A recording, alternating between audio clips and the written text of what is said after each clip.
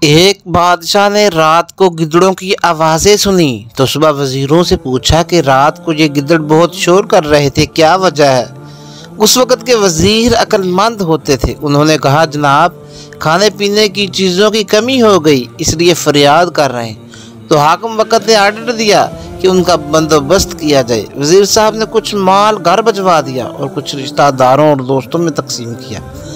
اگلی رات کو پھر وہی آوازیں آئیں تو صبح بادشاہ نے وزیر سے فرمایا کہ کل آپ نے سامان نہیں بھجوایا؟ تو وزیر نے فوری جواب دیا کہ جی بادشاہ سلامت بھجوا دیا تھا۔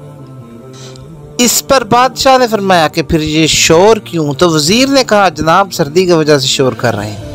تو بادشاہ نے آرڈر دیا کہ بستروں کا انتظام کیا جائے۔ وزیر نے حسب عادت کچھ بستر گھر بھیج دیے اور کچھ رشتہ داروں اور دوستوں میں تقسیم کیے۔ جب پھر رات آئی بدسور آوازیں آنا شروع ہو گئیں تو بادشاہ کو غصہ آیا اور اسی وقت وزیر کو طلب کیا کہ کیا بستروں کا انتظام نہیں کیا گیا؟ تو وزیر نے کہا جناب وہ سب کچھ ہو گیا ہے۔ تو بادشاہ تو پھر آج یہ آوازیں کیوں؟